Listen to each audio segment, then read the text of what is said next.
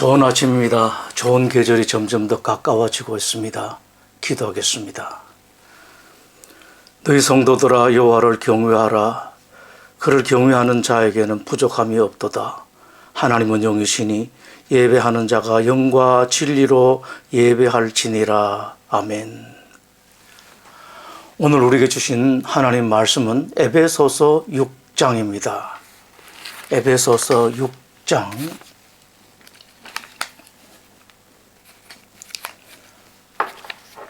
에베소서 6장 1절에서 4절입니다. 자녀들아 주 안에서 너희 부모에게 순종하라. 이것이 옳으니라. 네 아버지와 어머니를 공경하라. 이것은 약속 있는 첫 계명이니 이로써 내가 잘되고 땅에서 장수하리라. 또 아비들아 너희 자녀를 노엽게 하지 말고 오직 주의 교훈과 훈계로 양육하라. 아멘. 부모의 자식 사랑은 절대적이라고 합니다. 부모들은 모두 다 자기 자신보다 자식을 더 사랑합니다. 그렇지만 모든 부모가 다 그런 것 같지는 않습니다. 사람에 따라 정말로 자식을 사랑하는 사람들이 있고 아닌 사람들도 있습니다. 그리고 자기로서는 자녀를 사랑한다고 하지만 자녀를 사랑하는 것이 아니라 사실은 자기 자신을 사랑하는 부모들도 적지 않습니다. 자녀에 대한 부모의 모습이 시대에 따라 크게 다르기도 합니다. 자녀를 너무 많이 사랑하는 시대가 있었습니다. 또 한 시대는 자녀들을 전혀 사랑하지 않았습니다. 고대 로마 사회가 그랬습니다. 오늘날로서는 상상이 안 될 정도로 자녀들에게 무정했습니다. 때로는 잔인할 정도였습니다. 로마 시대 아버지들의 자녀에 대한 권한은 마치 절대 군주와 같았습니다. 자녀를 자녀로 생각하는 것이 아니라 물건으로 생각하는 사람들이 많았습니다. 자녀를 아주 쉽게 노예로 파는 사람들이 있었고 자녀를 낳는 것이 오로지 일을 시키기 위해서였던 사람들도 있었습니다. 어느 정도 성장한 자녀들을 밭에 일하러 보낼 때는 온종일 일만 하도록 발에 착고를 채워 묶어서 밭을 떠나지 못하게 했습니다. 벌 주는 것 정도는 마음대로였고 죽일 수도 있었습니다. 가장이 자녀 자기를 죽이는 것은 죄가 아닌 시대도 있었습니다. 자녀는 버리는 것이 일상적이었습니다. 특히 병약한 아이를 낳으면 아주 쉽게 버렸습니다. 태어난 아이가 다운 증후군인 것을 안 우리나라의 한 병원 관계자가 아이 부모에게 이 아이를 데리고 와서 계속 키울 것인지를 물었다는 언론 보도가 언젠가 있었습니다. 얼마나 놀랄 일이었으면 언론이 보도했겠습니까? 로마 시대 당시 아이를 낳을 때가 되면 산모는 항상 남편의 눈치를 보았습니다. 남편의 말 한마디에 낳은 아이가 버려졌기 때문입니다. 특별히 여자아이는 태어났을 때뿐만 아니라 한참 자라고 난 뒤에도 아버지 눈치를 보아야 했습니다. 고대 기록 중 이런 것이 있습니다. 아내가 남편에게 언제쯤 아이를 낳을 것 같다는 편지를 보냅니다. 아내의 그 편지에 남편이 이런 답장을 했습니다. 아들을 낳으면 데리고 키우고 딸을 낳으면 버려라. 아이들은 광장에 버려졌습니다. 광장에 버려진 아이는 누구든지 데리고 갈 수 있었습니다. 당시 그곳에 버려진 아이를 데리고 가는 사람들이 많았는데 그것은 아이를 사랑하고 키우기 위해서가 아니라 노예로 키워서 일을 부리기 위해서 또 어떤 사람은 노예로 팔기 위해서 혹은 매춘 사업을 하기 위해서였습니다. 그것 때문에 아예 결혼을 하지 않으려는 풍조가 로마에 만연했습니다.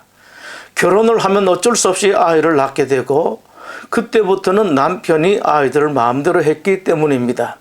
어쩔 수 없이 결혼을 했다 하더라도 여성들은 온갖 수단을 동원하여 아이를 낳지 않으려고 했습니다. 그러다 보니 로마의 출산율이 날이 갈수록 낮아졌습니다.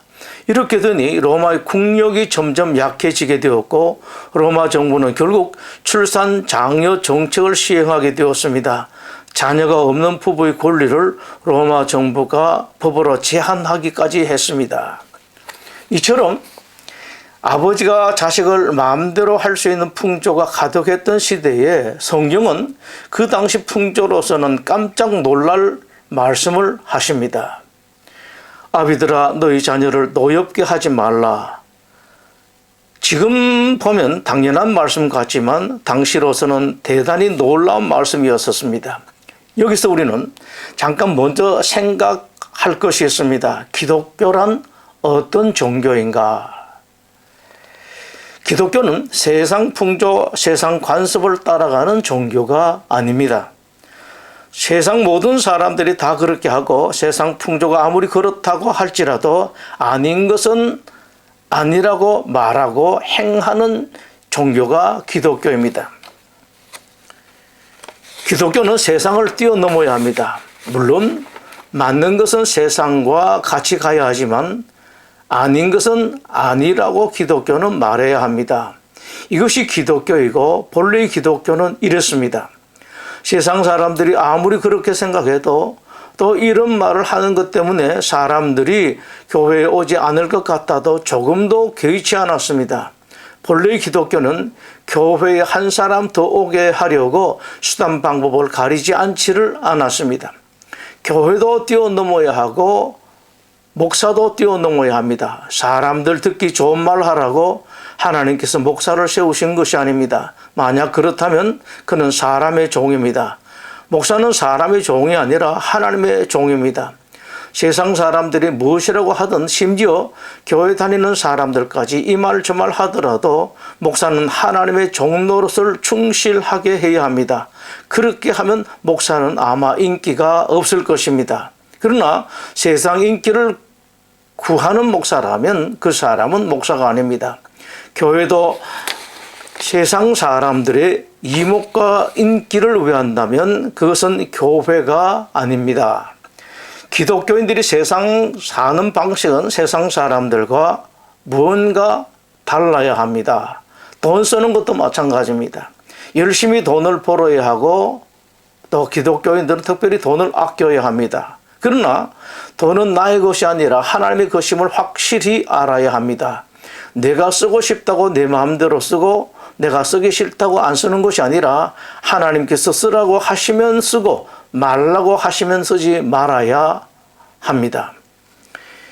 이것이 바로 기독교 신자들입니다. 내 돈이 아니기 때문입니다. 자녀 키우는 법도 마찬가지입니다. 세상과 달라야 합니다. 신자들은 자녀를 성경 말씀대로 키워야 합니다. 그렇게 키우다간 아무것도 아닌 자식 되겠다 싶어도 그저 성경의 가르침대로 자식을 가르치고 키워야 합니다. 아비들아 너희 자녀를 노엽게 하지 말라라고 말씀을 하십니다. 이 말씀을 생각해 봅니다. 부모라는 존재는 자녀들에게 있어서 아주 특별한 존재입니다. 특히 영향력에 있어서는 대단합니다. 자녀들이 아무리 부모를 거부하고 부모들 말을 듣기 싫어해도 희한하게 자녀들은 부모를 그대로 따라갑니다. 자녀를 부모의 거울이라고 하죠. 부모가 보여주는 대로 갑니다. 혹시 여러분들이 자녀를 잘 키우셨으면 잘하셨습니다. 여러분들의 말이나 삶이 여러분의 자녀들을 잘 자라나게 한 것입니다. 그러나 혹시 아니라면 그것은 다른 누구의 책임도 아닙니다. 선생님 책임도 아니고 사회 책임도 아니고 바로 여러분의 책임입니다. 여러분의 모습이 자녀들에게 그대로 비친 것뿐입니다. 누구도 원망하지 마십시오. 부모들이 특히 자녀들에게 큰 영향을 미치는 것 중 하나는 자녀들이 어디서 상처를 받았거나 힘든 일이 있을 때입니다. 부모들이 자녀를 제일 잘 치유할 수 있고 회복시킬 수가 있습니다. 반대로 자녀들에게 제일 많이 상처를 주는 사람 또한 부모입니다. 그것도 아버지입니다. 그래서 본문에서 아비들아 너희 자녀를 노엽게 하지 말라라고 말씀을 하십니다.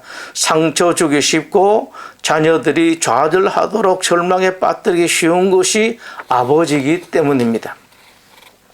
언젠가 어느 일간지가 우리나라 유명한 작가 한 사람과 인터뷰를 했습니다. 이 작가는 기인이라고 소문이 나 있는 유명 작가입니다. 기자가 작가에게 우리 사회의 가장 큰 문제가 무엇이라고 보는지 질문을 했는데 이 작가는 거침없이 교육이라고 대답했습니다. 머리로 사는 시대가 가고 마음으로 사는 시대가 왔는데 교육이 따라가지 못하고 있다라고 말합니다. 여러분, 그 말의 교육은 학교 교육을 말합니까? 천만의 말씀입니다. 제1은 가정교육입니다. 어머니, 아버지의 교육입니다. 많은 부모들이 모든 것에서 자기가 아이보다 낫다고 생각하고 내 뜻대로 내 생각대로 아이를 키워나가려고 합니다. 이것 때문에 자기 자식들이 그렇게 힘들어하고 괴로움을 당하고 잘못되는 일들이 많다는 것을 알지 못하고 있습니다. 자녀들을 따라가지도 못하면서 자기가 아이들보다 낫다고 착각하고 있습니다. 작가는 또 12경제대국에서 국민 자살률 1위, 청소년 자살률 1위, 노인 자살률 1위, 이것이 말이 되는가라고 말합니다. 여러분, 어쩌다가 한국이 이런 괴물나라가 되었습니까? 또 말합니다. 요즘 청춘들이 가장 불안초조해하는 것은 미래다. 하지만 어느 시대나 미래는 불투명했지 않은가? 사실이고 옳은 말입니다. 항상 그랬습니다. 제 젊은 시절에도 그랬고 앞으로도 또 그럴 겁니다. 역사적으로 아무리 경제 환경이 좋고 취직 환경이 좋다고 해도 그 모든 시대에 있어서 당사자들은 항상 불안했습니다. 작가이기 때문에 아주 재미있는 말을 했는데 한번 들어보십시오. 제비는 그저 잘 날면 되고 두더지는 땅을 잘 파면 되고 물고기는 헤엄을 잘 치면 된다. 인간 세상도 한 가지만 잘하면 먹고 사는데 별 지장이 없다. 그런데 지금 우리 교육은 제비에게 땅까지 파라고 하고 두더지에게 날아보라고까지 하는 격이다. 얼마 전 한 한국의 대학 연구소가 발표한 자료가 있습니다.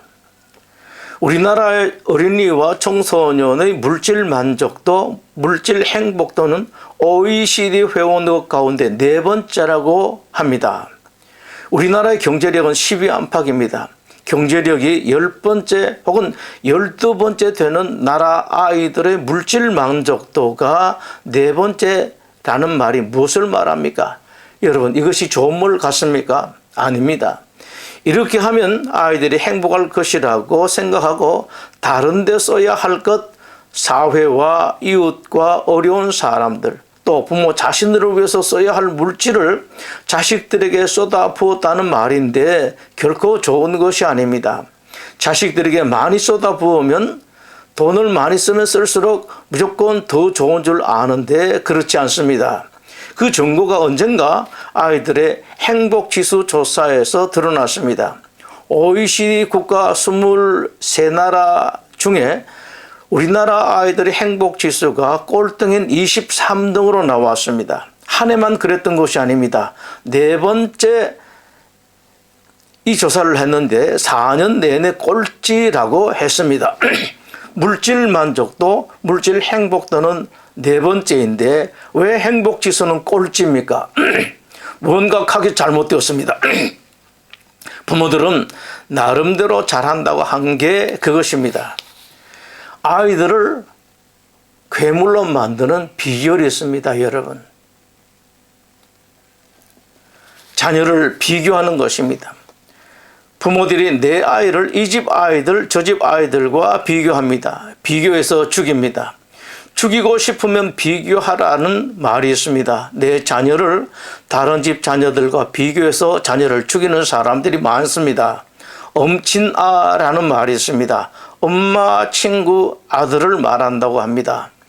엄마가 자기 아이에게 엄마 친구 아들을 멋진 아들, 대단한 아들이라고 칭찬합니다.